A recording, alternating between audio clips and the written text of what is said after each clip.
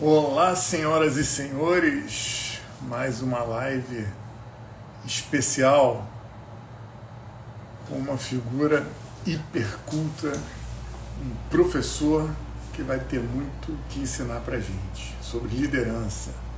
Salve Bruno, saudade de você, Davi, boa noite Raíssa.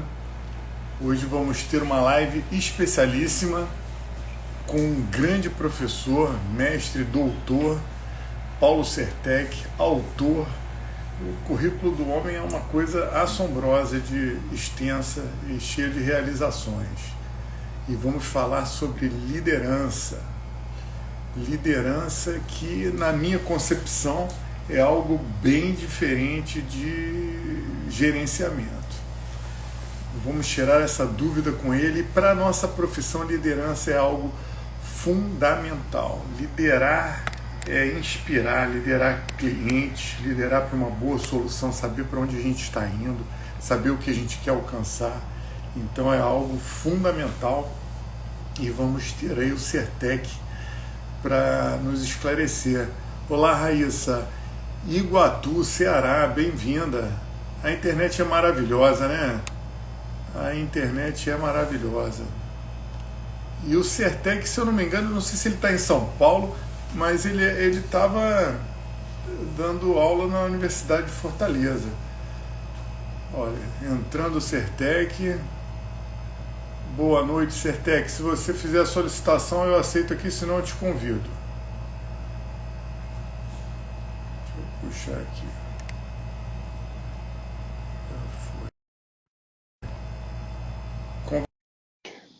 Deve aparecer alguma coisa aí para você. Vamos aguardar. É São sempre Paulo, né, emocionante. cara? Olá, Sertec, como vai? Estamos desde a terra da garoa, Ah, então São você. Paulo, terra boa, vindo do Ceará, Fortaleza. Então, mas aí como é que é? Você agora mudou a residência totalmente ou está lá em Mudei, estou casa? aqui morando para os lados da Perdizes, estou levando a minha consultoria para frente e também trabalhando algumas coisas de formação que tinha por aqui, nas áreas que já levava lá em Fortaleza. Bem que eu E achei com você estranho quando a gente. está tudo bem, tudo normal? Graças a Deus, tudo bem. Bem que eu achei estranho que quando a gente tentou marcar e teve que desmarcar, você falou que estou aqui em São Paulo. Eu falei, ora, mas o homem mudou então de morada. Mudei de Você. morada. Tá Estou certo. na Perdizes, Rua Vanderlei, 1250. Maravilha. Então tá em E casa. as Tá mais perspectivas próximo. são boas. Eu avisei um grupo de amigos nossos também. Então, vamos ver aí como é que... mas ficamos aí à vontade, né? Eu tenho trabalhado Maravilha. com esse tema da liderança com alguma frequência, né? E sempre é muito bom tratar dele, já que é uma matéria muito extensa. Agora, como você tinha falado de liderança, né, falar para os advogados, especificamente para os advogados, então também vou depender um pouquinho das perguntas e da interação que o pessoal possa fazer para que a gente também aplique a vida corrente aí da vida dos advogados e tal. Mas a liderança é um tema que cabe a absolutamente todo tipo de pessoas, né? É, Então, você como bom professor vai gostar de uma interação de boas perguntas, né? Mas pois é, deixa eu te apresentar aqui para o pessoal que não te conhece, né? tranquilo. É curioso que a gente se conheceu sem nunca ter se visto pessoalmente, né? Você veio por uma Exatamente. demanda. O WhatsApp ele fez com que a gente se aproximasse, É, depois o Instagram e depois as lives, né? Que um assiste a do outro, vê um pedaço, conversa e as coisas vão. Essa interação é fantástica, né? é muito bom. Mas então, Sertec é um engenheiro, doutor, mestre, consultor de grandes empresas, autor de livro. Você é diplomado pelo IES, que é a maior escola de negócios do mundo, considerada, ranqueada, sei lá quantas vezes, a maior escola de negócios do mundo. É uma pessoa das mais cultas que eu conheço. Eu sou muito fã, admiro muito o seu trabalho. E muito obrigado pela sua disponibilidade de vir aqui falar com a gente. Eu sei que você se adaptou para alguém está reclamando que não tem som. Alguém mais? Eu sou o Heroína Não Queiroz. tem som? O som meu, é isso? Não sei, mas eu acho que é dela lá. Eu acho que ninguém reclamou mais. Mas, enfim, Sertec, eu ouso botar a minha ideia de liderança para você corrigir a partir daí, colocar tudo nos pingos devidos nos is. Para mim, Perfeitamente. Vamos lá. Vamos no pinga-fogo agora. Isso aí. A liderança, para mim, não é uma habilidade inata. Eu acho que é absolutamente desenvolvível, na minha concepção. Eu acho que a liderança é algo que é fundamental na advocacia, porque a primeira coisa, nós temos que liderar alguém para uma solução, a melhor solução, e às vezes eliminar emoções, eliminar uma série de coisas que envolvem as decisões para que a gente consiga chegar na solução adequada. Então, liderar, na minha concepção, é muito inspirar a confiança no outro, inspirar para poder direcionar. Nós temos um amigo em comum, o Fernando Sinta, que uma vez deu uma concepção de líder para mim que foi maravilhosa. E assim, tem um tipo de líder que para mim é a diferença entre gerência e liderança. Gerencia uma equipe de lenhadores, chega na floresta e fala, olha, vocês vão derrubar as árvores dali até lá, vocês vão desgalhar, essa outra equipe vai botar no caminhão e a gente deu 5 horas e vai embora. Esse é um grande gerente, mas não é um líder. O líder vai subir no lugar mais alto, vai olhar e vai falar assim, estamos na floresta errada. Vamos embora, bota tudo, irmão. Então o líder é esse, é saber onde vai, inspirar as pessoas a acompanhar e saber aproveitar o melhor do outro. Estou errado ou estou certo? Tá, perfeitamente certo. Colocaria assim mais para desenhar um pouco o teu início da fala, da pergunta. Eu me lembro de um slide, de muito tempo atrás, eu encontrei no programa do curso do IESE, onde colocava um cidadão jogando golfe e mostrando, é um daqueles jogadores mais famosos, dando um golpe na bolinha, um golpe certeiro, ponto-chave, e colocando uma parcela como aptitude e outra parcela, quase 50-50, quase 50%, 50%, aptidão e atitude. Aptitude e atitude. Usava essa expressão para poder ficar até mnemonicamente ou sonoramente mais fácil de lembrar.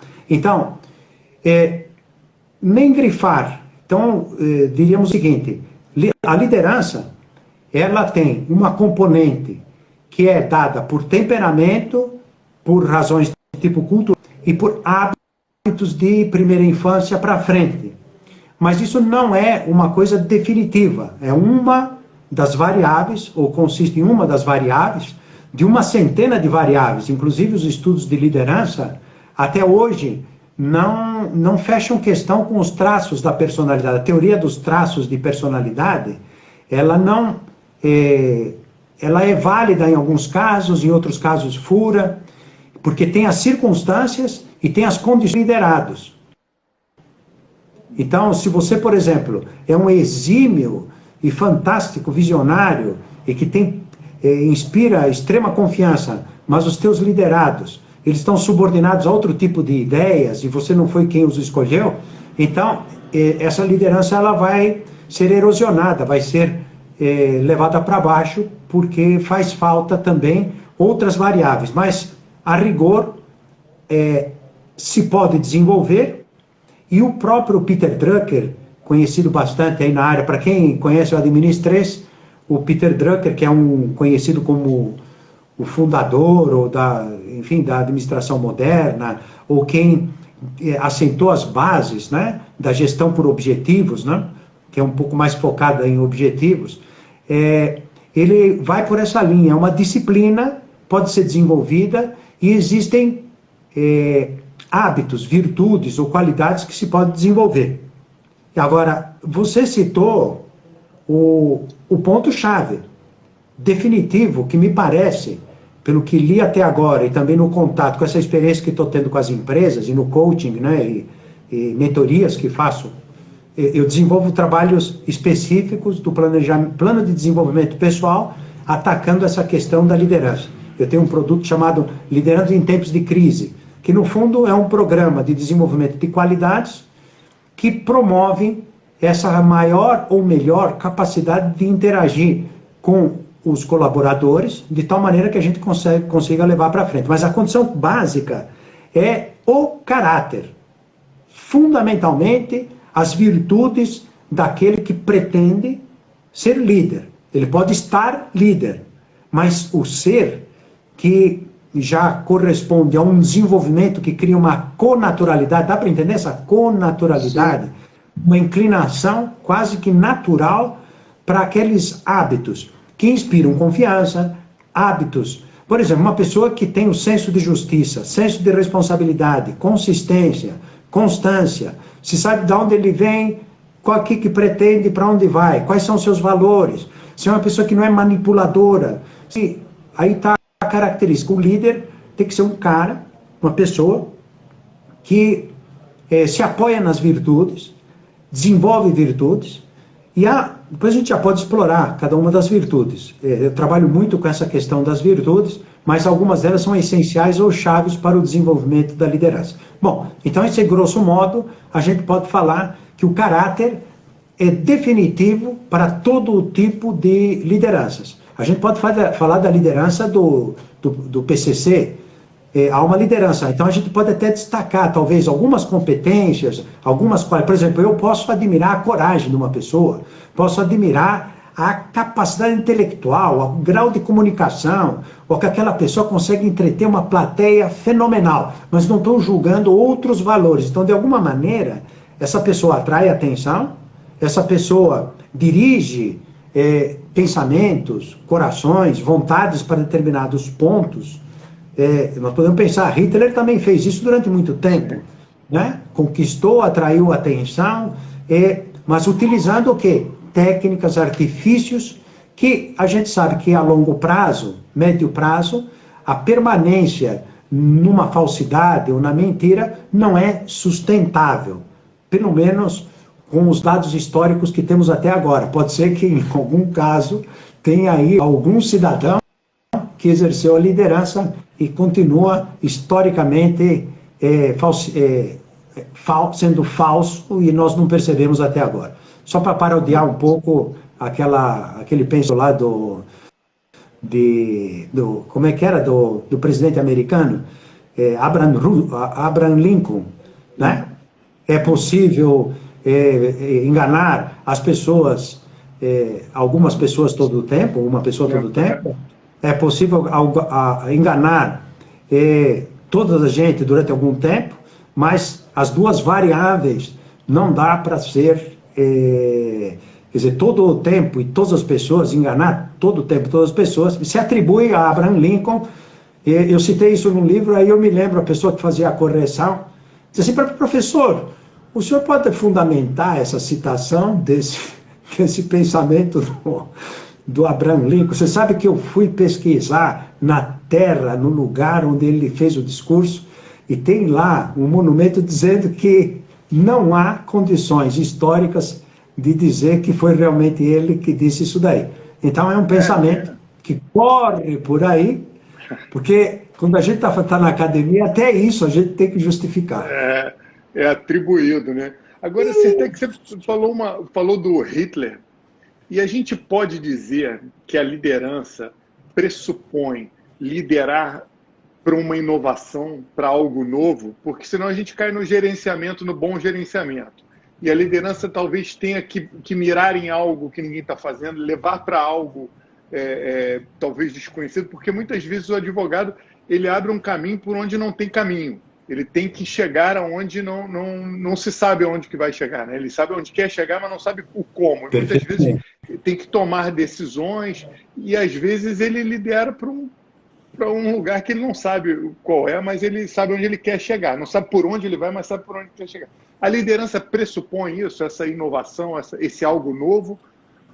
Como, por exemplo, você falou, os grandes líderes, né, para o bem e para o mal, vinham com uma inovação, vinham com algo, uma promessa de algo novo, algo mais eficiente.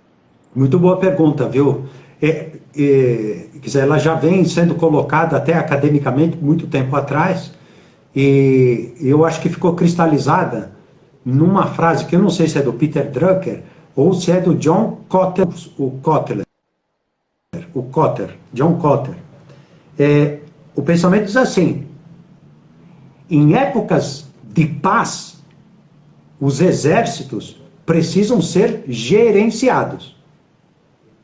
Porém, em épocas de guerra ou de conflitos, eles necessitam ser liderados. Então aqui entrou uma variável que é a contingência, é a mudança, é a transformação. Quando você está, por exemplo, agora essa situação que nós estamos passando, eu já volto ao tema que você, só caracterizando a questão das mudanças.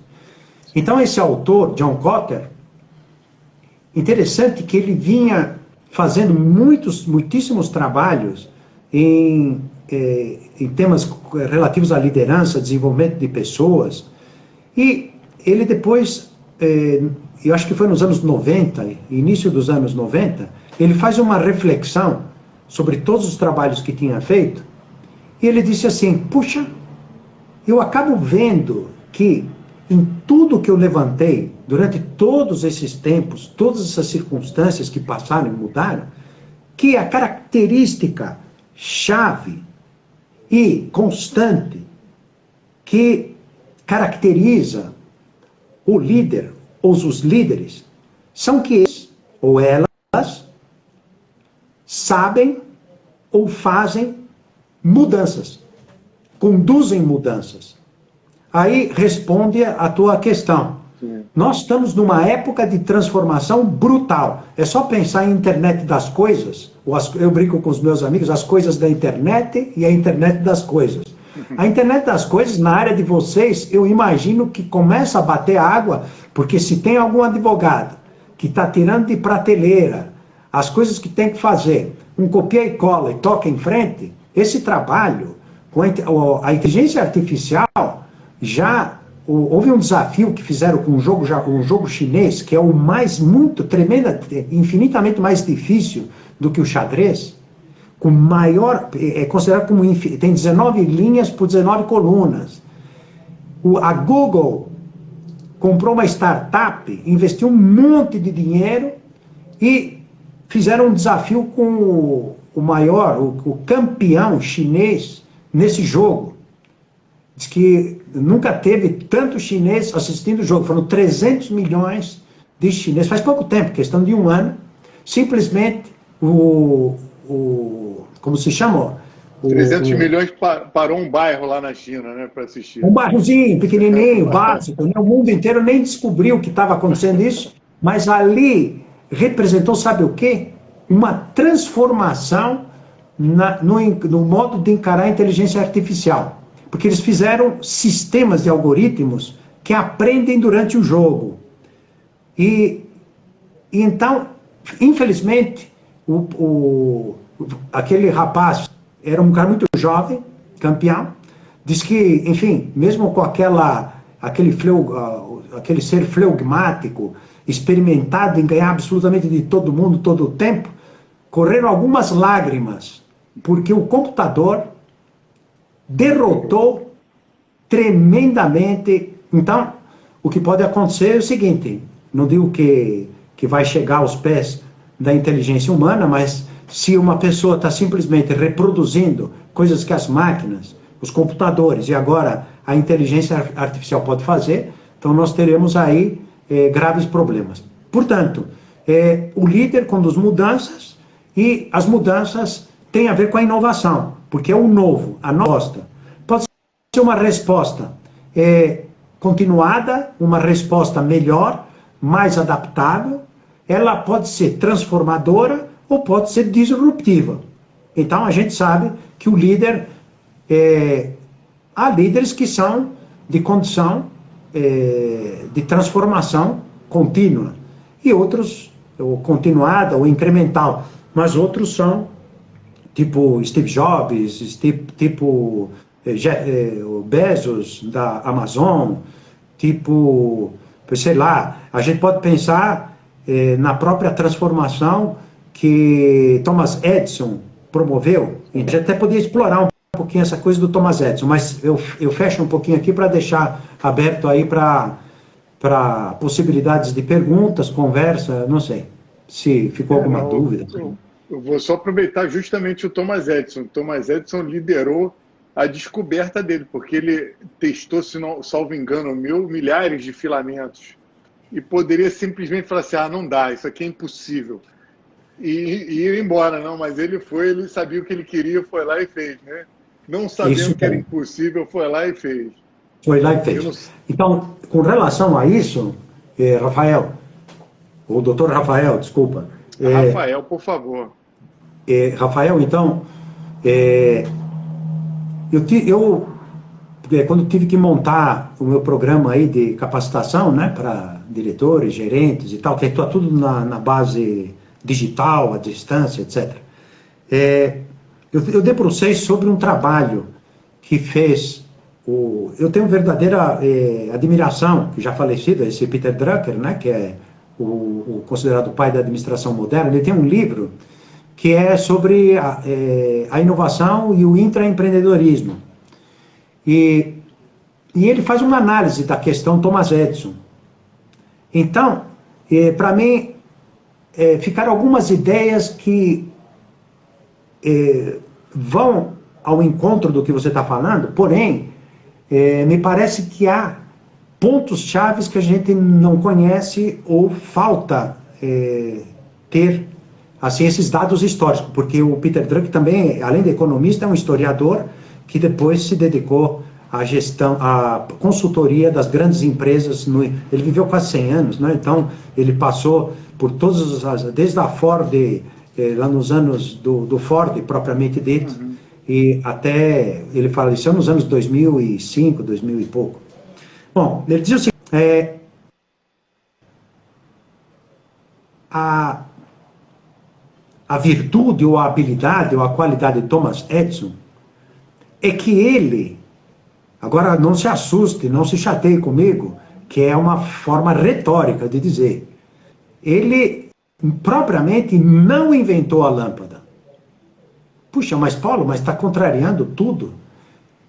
Propriamente não inventou a lâmpada porque ele já tinha inventado uma indústria. Todos os elos da indústria da edificação, ele as tinha dominado desde a geração, da transmissão, apenas faltava um elemento para fechar a cadeia. Ele sabia que se não fizesse isso, ele não tinha na mão o projeto inteiro. Um monte de gente inventou lâmpadas, mas lâmpadas que duraram 24 horas, lâmpadas que brilharam mais, outras brilharam menos. As do Thomas Edison também sofreram essas dificuldades nos seus 4.000 e tantos experimentos. Mas o que eu não sabia é que lá pelas tantas um físico inventou a lâmpada propriamente dita, é aquela que tinha a tecnologia viável, e Thomas Edison comprou essa porque para aquele físico, para ele era importante que acendesse uma lâmpada e não que construísse uma indústria. Ficou na gaveta durante muitíssimo tempo, até que ele, indo atrás dessas pesquisas, chegou o que faltava, vamos dizer assim, era a pedra filosofal, que transformava a questão, fez-se a luz. Então a cadeia se fechou. Então, agora o Thomas Edison, que é um dos maiores inventores e também um dos maiores aplicadores, né, das invenções, porque ele tornou comercial, na avaliação do Peter Drucker, ele foi um bom empreendedor, foi um extremo e fantástico inovador, porém há uma deficiência não é de caráter aí, uma deficiência de modo como a pessoa foca o seu empreendimento. ele estava focado na inovação. E o inovador, ele passa de uma coisa para outra, é um mau gerenciador. Então, o que que acontece?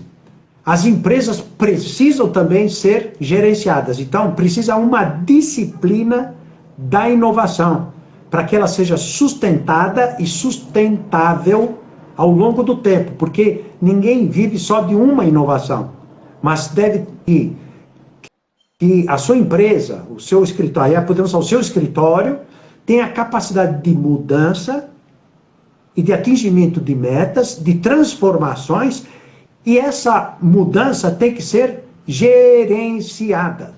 Isso é possível?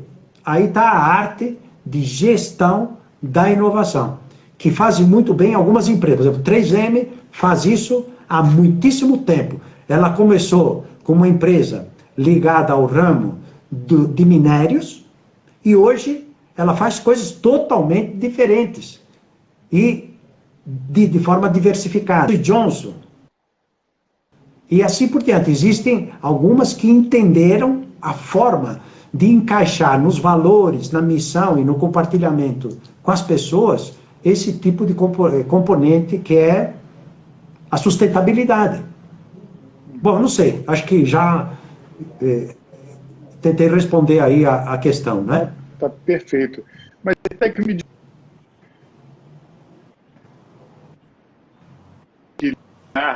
liderar um processo, liderar uma solução, liderar a nós mesmos nas tomadas de decisão e tudo mais, o que você aconselharia para nós advogados nos desenvolvermos em liderança, que eu acho que é um elemento fundamental para o sucesso na nossa profissão, né? Para o nosso ganha-pão? Quais os conselhos você daria para a gente? Os conselhos eu colocaria aquela que me parece que se fosse recomendar agora, a título de leitura, até separei aqui, você já deve conhecer esse livro pela capa, do Alexandre, não sei se está dando para ver aí. Está dando para ver. Alexandre Harper, né? Liderança.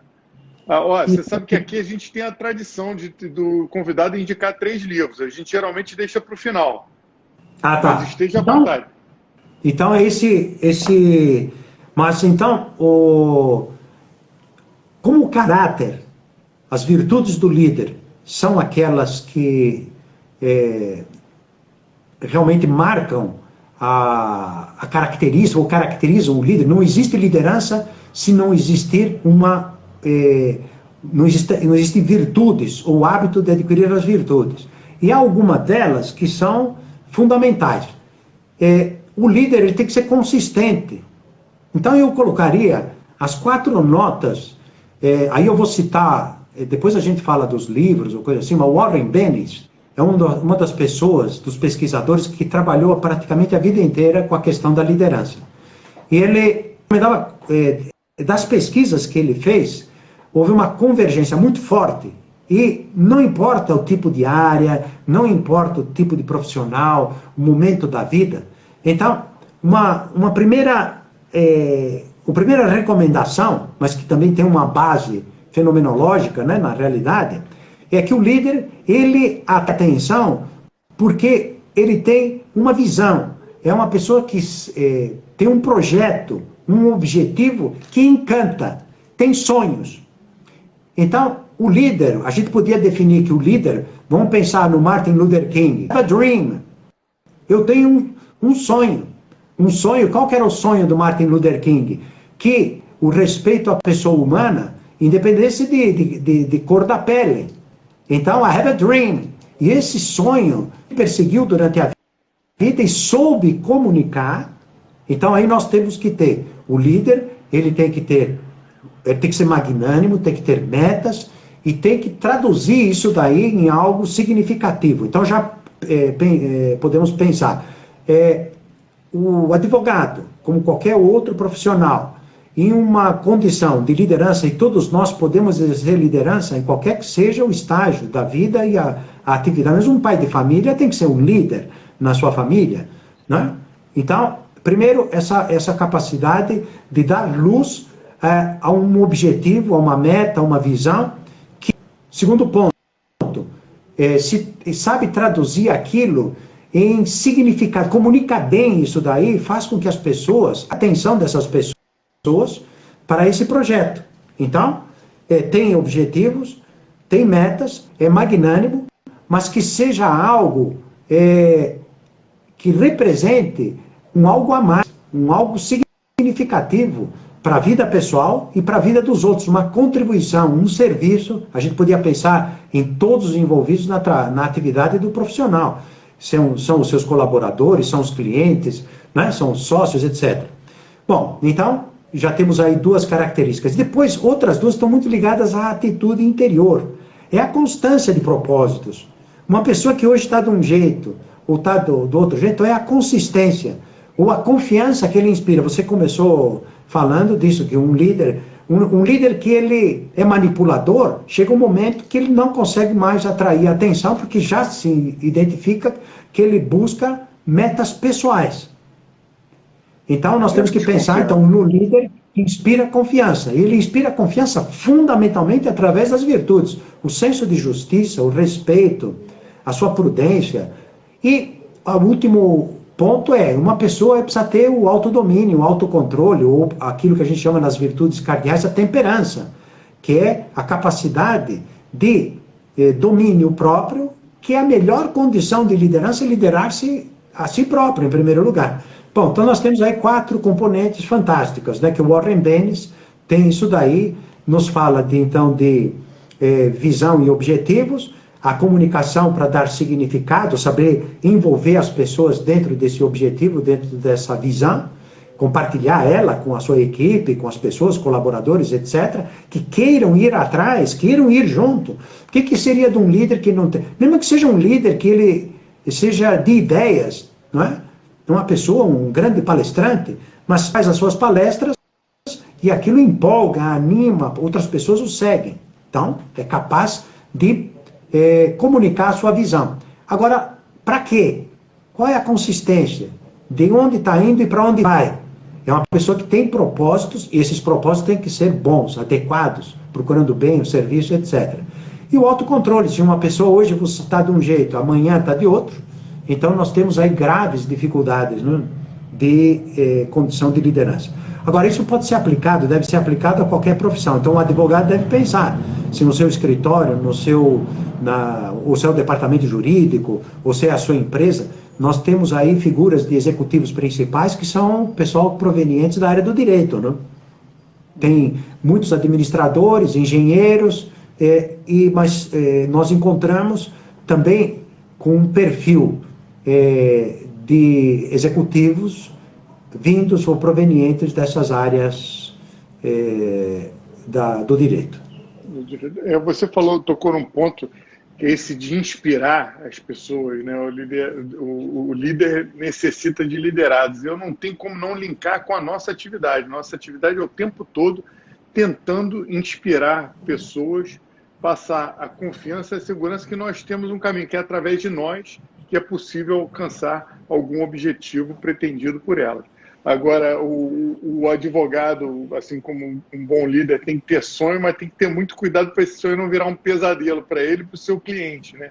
Então, aí você falou os outros elementos que me remontam muito ao que a gente escreveu no e-book, recentemente disponibilizou para o pessoal, que é o autoconhecimento.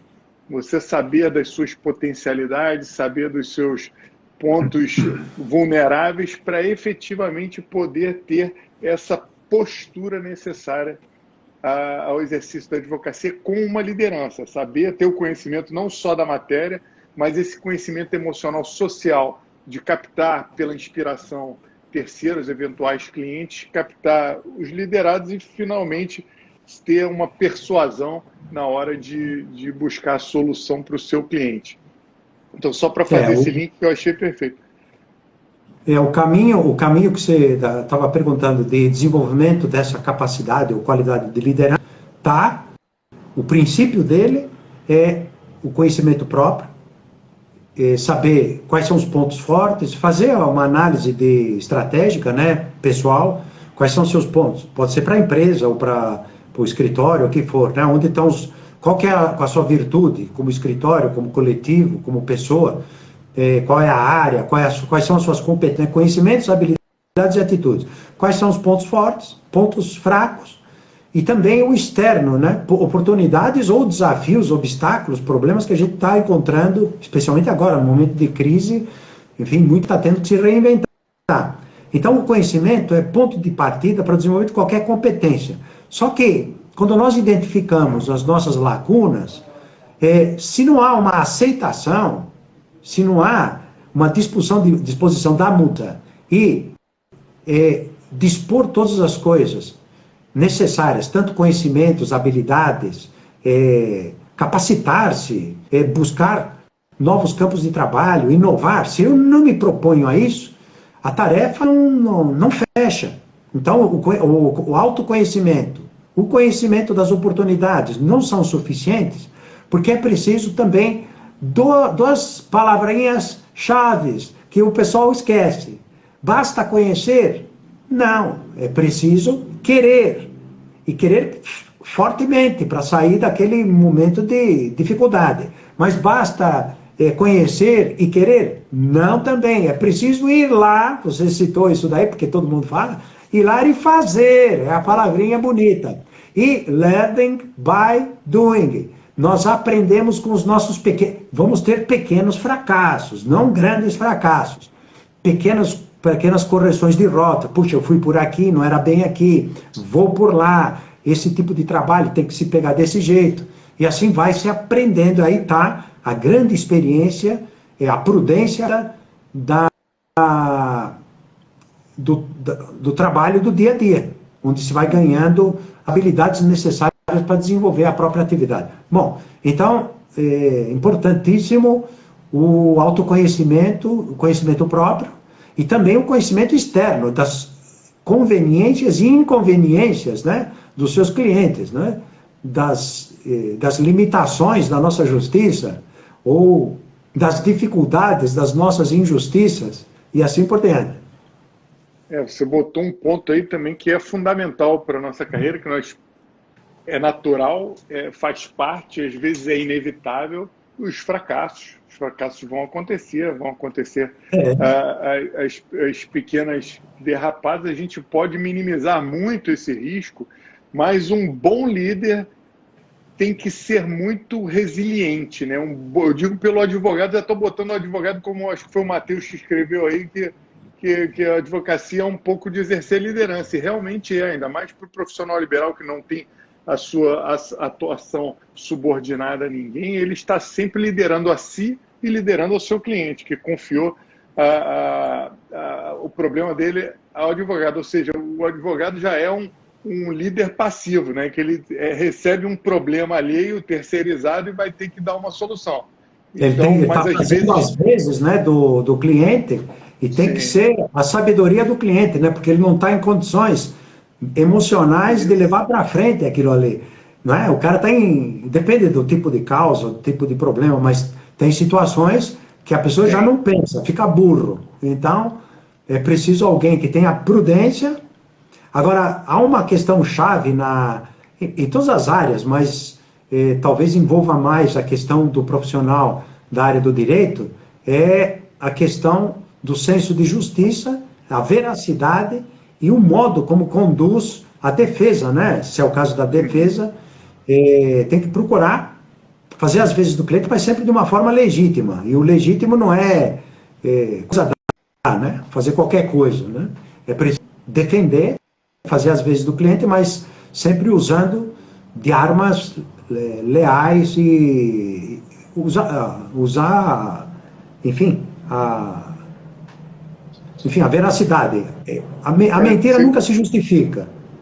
Não, isso é fundamental. Saber onde quer chegar não implica fazer qualquer coisa para chegar lá, sem dúvida nenhuma. Mas eu queria só voltar àquele ponto que você falou. O líder precisa ser alguém resiliente e adaptável às mudanças, né? As várias mudanças que vão acontecendo, readaptar a estratégia. E tem gente que não tem esse expediente, vai dando murro em ponta de faca, achando que é por ali que vai conseguir. Não, às vezes você tem que reformatar. Tem uma participação de um amigo nosso aqui, viu? A participação do Ilustre participação. Puxa, o Rodrigo, né? Ele tá lá dizendo, esse é um nosso amigo lá de São Luís, e estamos fazendo uma parceria para os cursos e tal. Então ele está participando, é um grande produtor de conteúdos nacional, então grande amigo. Tem que conhecer, então. Bom, o que perguntava mesmo, que eu me atrapalhei e atrapalhei você. A gente também teve aqui a grande presença do Dr. Mauro Schiavi, juiz, autor, excelente autor de livros, esteve aí aprendendo um pouquinho de liderança, pelo visto. É que ele não continua aí. Mas eu estava perguntando da necessidade, da importância do advogado ser resiliente, adaptado, para poder exercer uma boa liderança, se adaptar, reformatar a sua estratégia para poder evoluir, porque às vezes a pessoa é muito rígida, acaba quebrando, né? Tem que ter uma maleabilidade. Eu queria que você falasse um pouquinho. Rafael, eu fiz durante desde o início da pandemia, eu fui para modelar o curso que eu programei, eu fui vendo, eu tive respondentes assim, eu perguntava quais são as qualidades ou as habilidades ou competências necessárias para navegar diante dessa crise que estamos passando, especialmente em níveis gerenciais, supervisores, direção. Você sabe que a convergência foi absoluta e total, essa questão que você está colocando, a questão da resiliência.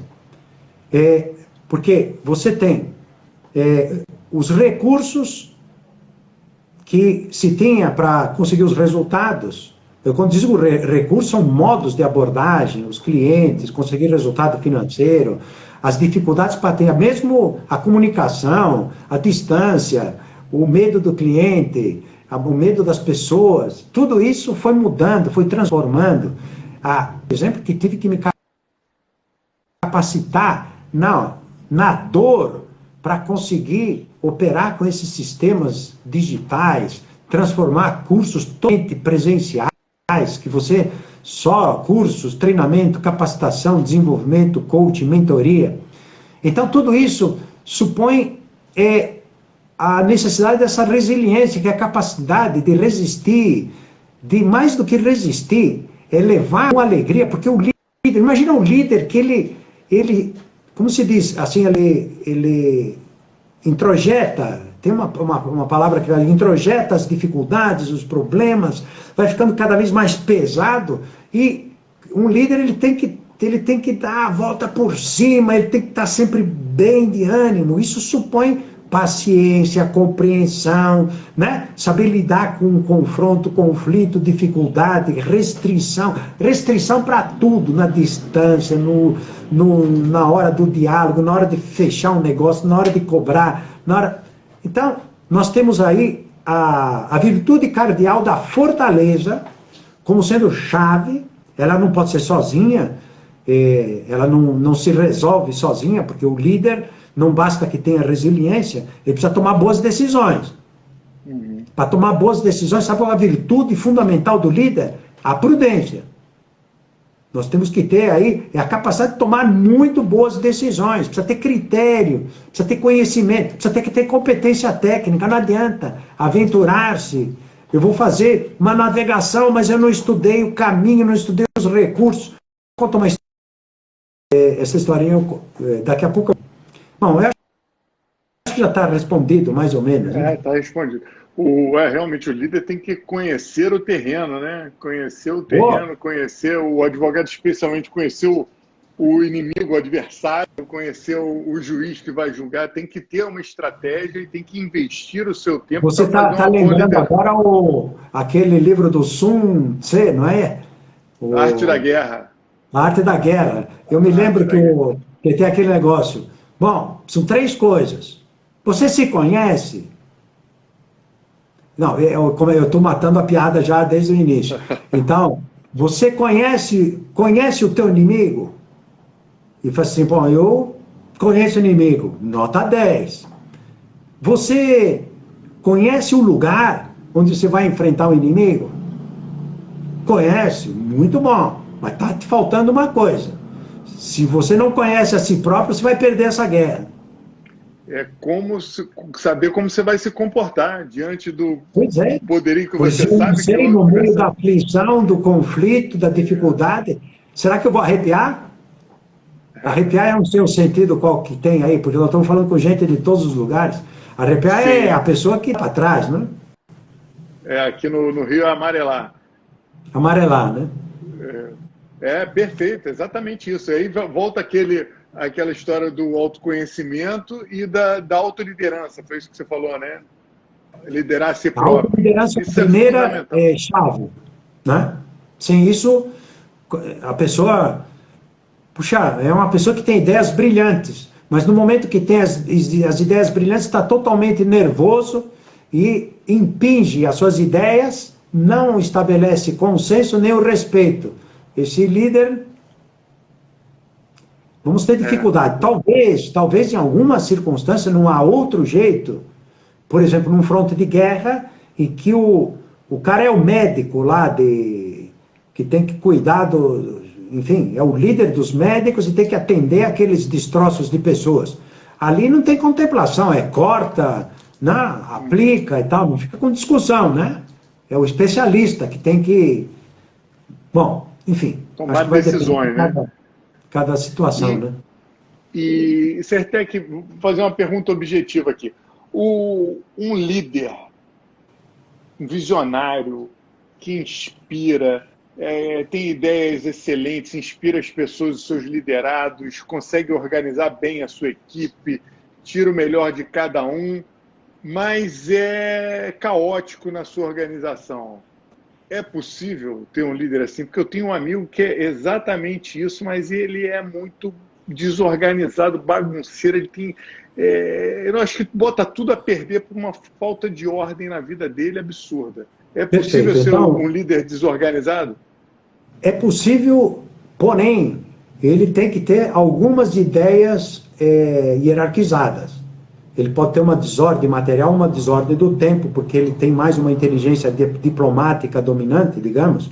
Em geral, pelos temperamentos, as pessoas que são mais, tipo, é, como é que chama?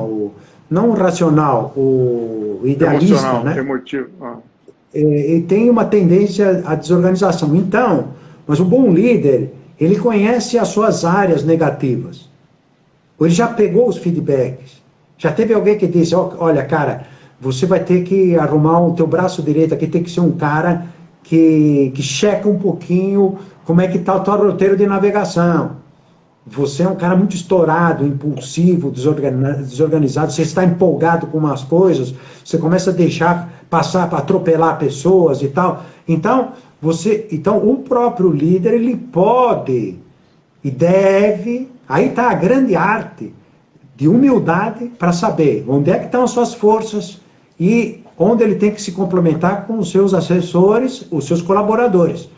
Então, por isso, sempre a gente vê que esses sucessos duradouros, eles têm uma composição muito, não sei se a natureza das coisas, por seleção de espécies, né, gerou que essas sociedades, elas deram certo, ou porque eles foram se arrumando, os seixos no rio foram se ajustando e encontraram essa solução. Um cara mais impulsivo, um quebrador de uma inovação disruptiva, junto com uma pessoa com capacidade de gerenciamento controlado.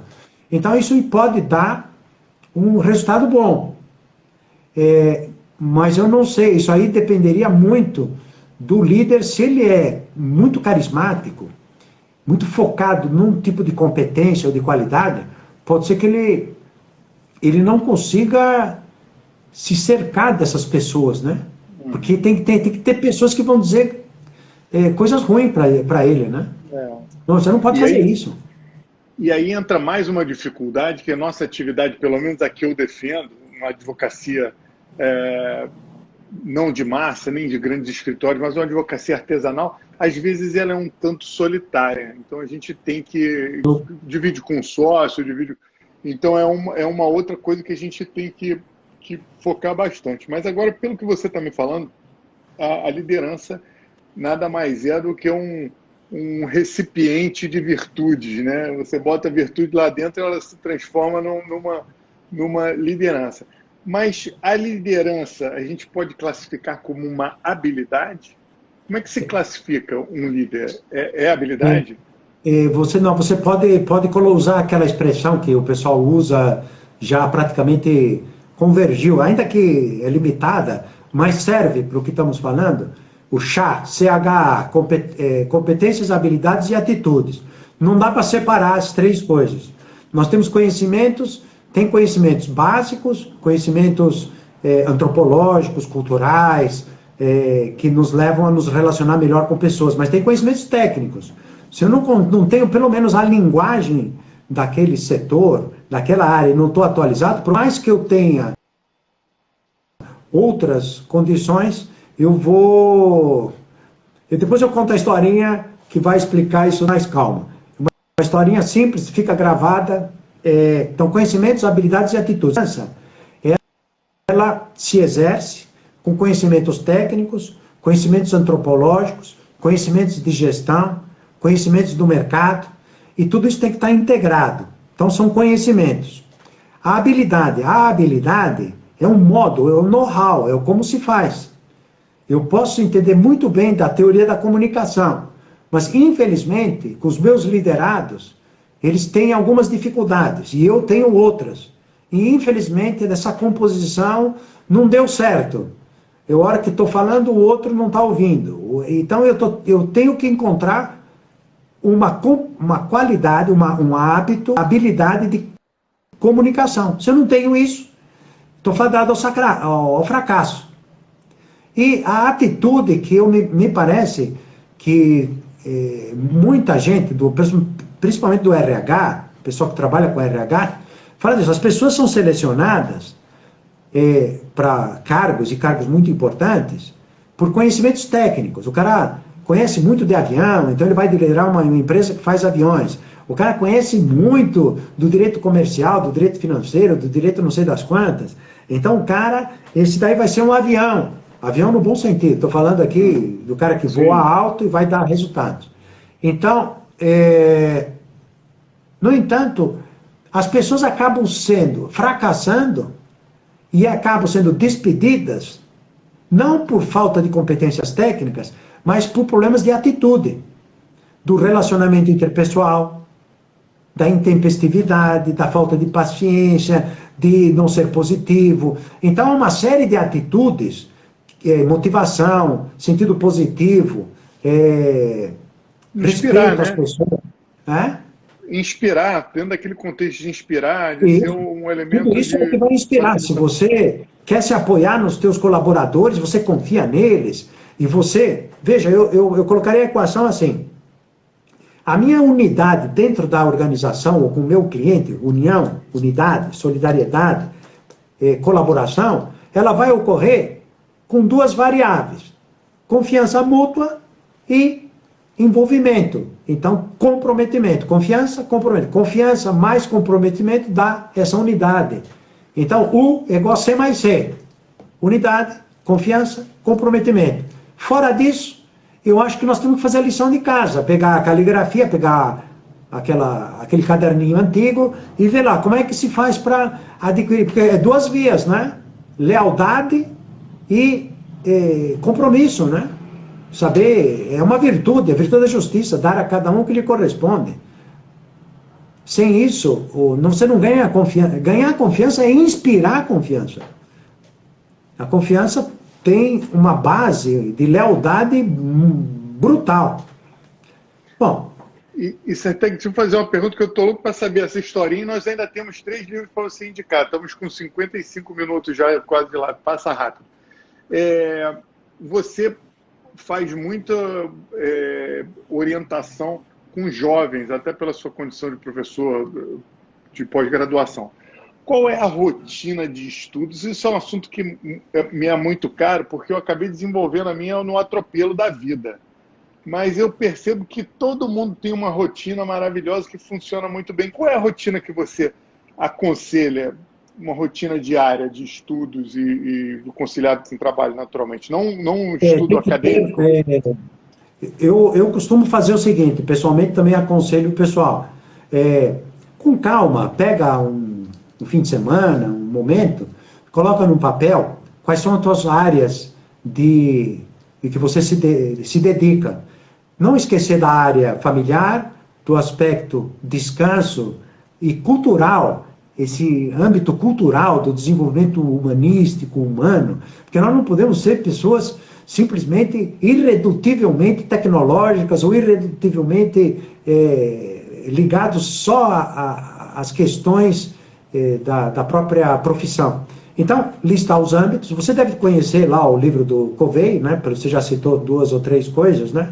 Mas Não, qual é o lista nome? os Stephen Qual é Covey, os não hábitos conheço. das pessoas, 7 hábitos das pessoas muito eficazes ou Ah, não eficientes. conheço, mas já vou anotar. Tá, depois eu cito os livros que você. Então, Tá. então aí vê os âmbitos, as áreas e vê qual que seria o tempo que você precisa. Aí está o estudo. O estudo, você necessita estudo para o aperfeiçoamento profissional. Necessita estudo para se entender melhor em família, né? O conhecimento das pessoas, dos temperamentos, enfim. Hoje em dia, nós temos que ter grandes habilidades. Então, a cada área exige leitura, estudo. E o estudo profissional. O estudo profissional é a atualização e também algum curso, alguma atividade que se propõe uma mudança de atitude no trabalho. Né? Eu me proponho em vários programas aí a fazer essa transformação, seja na empresa, coletivamente, e também individualmente. Então aí define o tempo que você vai destinar a essas áreas. É claro que o estudo profissional, ele vai acontecendo também durante o dia de trabalho. Então são momentos. Então é preciso dedicar, planejar esses tempos de estudo. Há pessoas que definem, inclusive, aqueles livros, ou as áreas, ou os cursos que vão ter que fazer para poder estar up to date. Só que isso tem que ser planejado e harmonizar com as várias áreas de trabalho, porque tem gente que tem várias frentes, né, de trabalho, mas se não estuda, vai ficando obsoleto e vai passar do ótimo, do excelente, para o obsoleto e depois para o, 2 pontinhos, descartável. Infelizmente. É verdade. Eu ia falar assim, o Matheus fez um comentário aqui, eu ia falar exatamente isso, que a elevação cultural que você colocou é importantíssimo, que isso tem uma capacidade de inspirar maravilhosa. Se você conseguir conciliar o estudo técnico com uma evolução cultural, e a gente está tentando aqui trazer o Álvaro Siviero para uma live para falar sobre a importância da cultura, aí o Matheus está dizendo aqui, por isso que a formação humana é tão importante. Muitos só estudam questões técnicas e esquecem de formar a própria personalidade através da cultura, da literatura, da filosofia, da religião, etc. É maravilhoso, é isso mesmo. E se tem uma coisa eficiente para inspirar, para captar clientes, para ser líder dos seus clientes, para receber a confiança deles, nada melhor do que uma boa elevação cultural. Agora, Sertec, você tem uma historinha aí para dizer para a gente e tem uns 3 livros ainda. Ó. Tá, então a historinha é um personagem real, mas ele é do século XIX, 1800 e pouco, é o Barão de Munchausen, nome meio gozado, mas ele costumava escrever alguns contos. Então, ele conta ali que lá pelas tantas, ele coloca ele mesmo como sendo o protagonista, que lá pelas tantas, o delírio imaginativo, ele resolveu conquistar um castelo inexpugnável que tinha um lago no seu entorno, tudo aquilo de fantasia que a gente encontra, né? E ele muniu-se do seu cavalo, um cavalo, e foi para lá porque precisava transpor aquele rio, aquele lago e conquistar o castelo. Tudo está figurado aqui, mostrando metas, objetivos, e ele, com aquele fervor, com aquele desejo tão grande, foi e se aventurou àquela façanha à la Dom Quixote. E notou o seguinte, que a hora que ele foi enfrentar a primeira dificuldade, ele notou que era um pântano. E a hora que o seu cavalo começou a entrar naquele pântano, ele percebeu que não ia dar certo. Então ele recuou rapidamente e viu que não teria condições. E ele lhe passou pela cabeça o seguinte, recuou, tomou uma distância enorme e pensou o seguinte, tomando velocidade, eu vou ultrapassar esse obstáculo e passo por cima do pântano. E foi com toda a velocidade e aconteceu aquilo que era o previsível. Foi um tirinho de espingarda muito curto. Ele lá se chafurdou no pântano e ele ainda em cima do cavalo, mas o cavalo quase mergulhando no fundo e a água subindo. Então ele começou a perceber, puxa, se eu tivesse um barco, eu teria transposto esse negócio aqui. E agora eu me encontro nessa, eu não sei nadar. Então o que fez o barão de Munchausen? Que ele tinha um rabinho de cavalo aqui na coisa, ele disse, então eu faço o seguinte, eu aperto o meu cavalo entre os meus pés, puxo pelos meus cabelos e saio desse pântano e posso sobreviver. Então aqui, moral da história. Primeiro, a gente age que nem louco para fazer as coisas, não planeja, não vê quais são as dificuldades, e a primeira coisa que acontece, fala assim, faltou recurso. Pois é, faltou recurso, não tinha barco. Você tinha que levar um barco, teria que ver. Então, mas a pessoa se queixa, faltaram recursos, é a primeira queixa. Nunca acha que o problema é dele. Segundo problema, caiu na água, não sabia nadar. Ele fica se queixando do mundo, dos problemas e das coisas, só que ele tinha que se capacitar, ele tinha que saber nadar, não se capacitou. Está ferrado, vamos dizer aqui o português correto. E por último, é a loucura, né? Quando já não nada, ele não tem os recursos, mas ele se queixa do país, da mulher, dos colaboradores, etc. E depois está lá sem as competências, ele não se capacitou, tinha que aprender economia, entender de fluxo de caixa, tinha que colocar um contador mais habilitado e assim por diante. E, por fim, vai na loucura, e na loucura ele morreu simplesmente na tentativa de sair daquele pântano.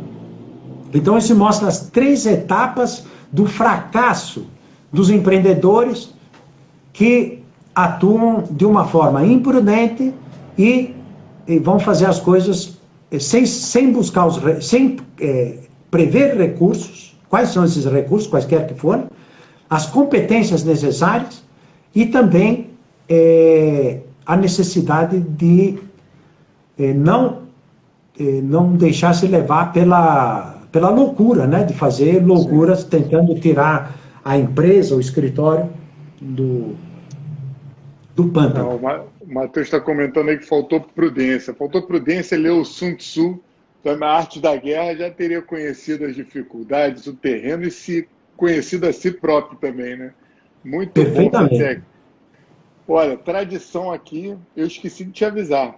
É essa, 3 livros que depois a gente bota para o pessoal, então, faz primeira sugestão é o Alexandre Harvard, esse livro sobre a liderança e virtudes e liderança.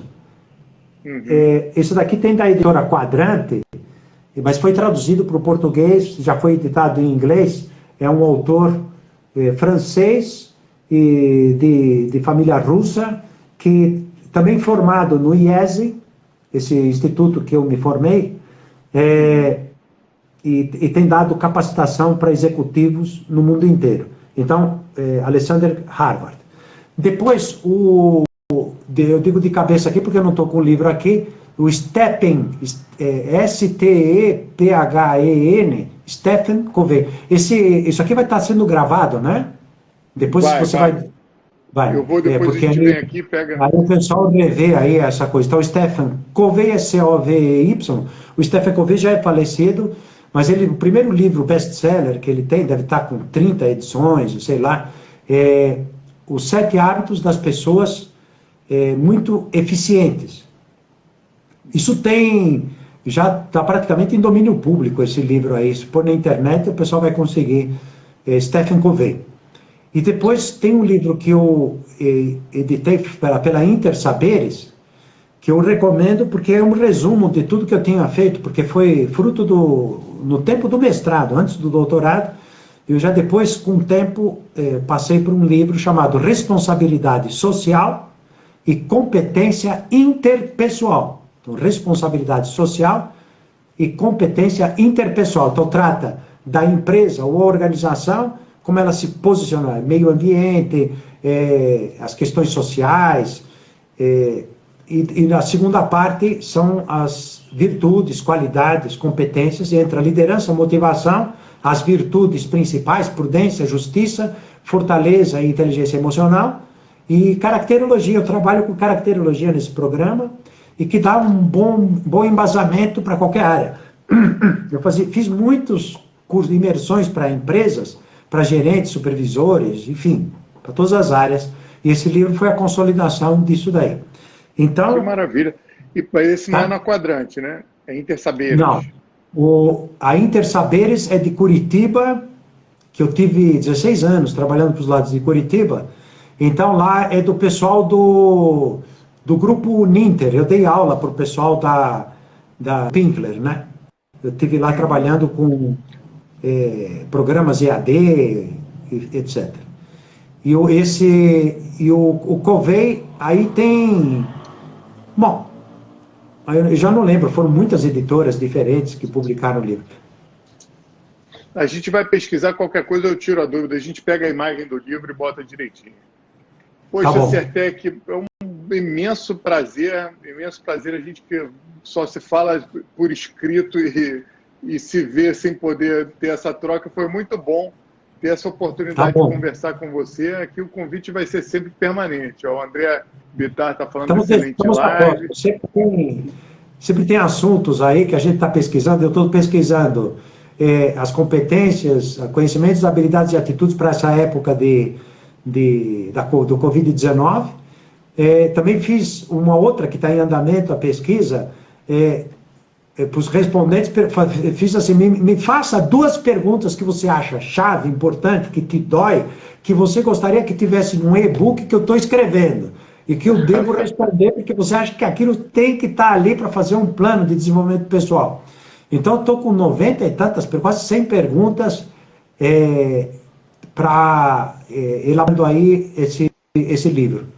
Então, só 2? Vai dar matéria de conversa. Só pediu para fazer 2? Eu tenho 60 aí para falar de desenvolvimento pessoal, só dúvida. E biografia, que você ainda é biógrafo. Pois é, eu escrevi a biografia, por isso, quando eu fiz o doutorado em educação, eu fiz um estudo de caso de um personagem, que é por acaso, mas não é por isso, é um tio meu que foi governador de Santa Catarina. Então, morreu muito jovem no acidente de avião, no meio do percurso enquanto governador de Santa Catarina. Mas é um cara que tem uma trajetória absolutamente diferente. É um médico, jornalista, político, e antes de ser político foi um suplemento literário no Rio de Janeiro, que congregou os melhores escritores dos anos 46 até 50 e poucos.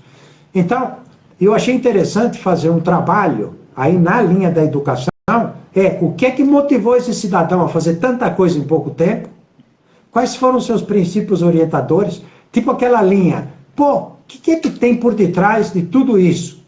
Que tipo de formação? A gente chega à formação do colegial, que foi importantíssima, quais foram as virtudes dominantes. Então, chama-se Jorge Lacerda, Uma Luminosa Mensagem de Cultura. E eu trabalho com um montão de ferramentas de pesquisa, de metodologia, que aqui eu não vou entrar em detalhe, porque isso daria uma live completa só sobre a questão dessa narrativa aí. Então já temos um assunto para a próxima live. Certec, muito só marcar, a gente chega junto.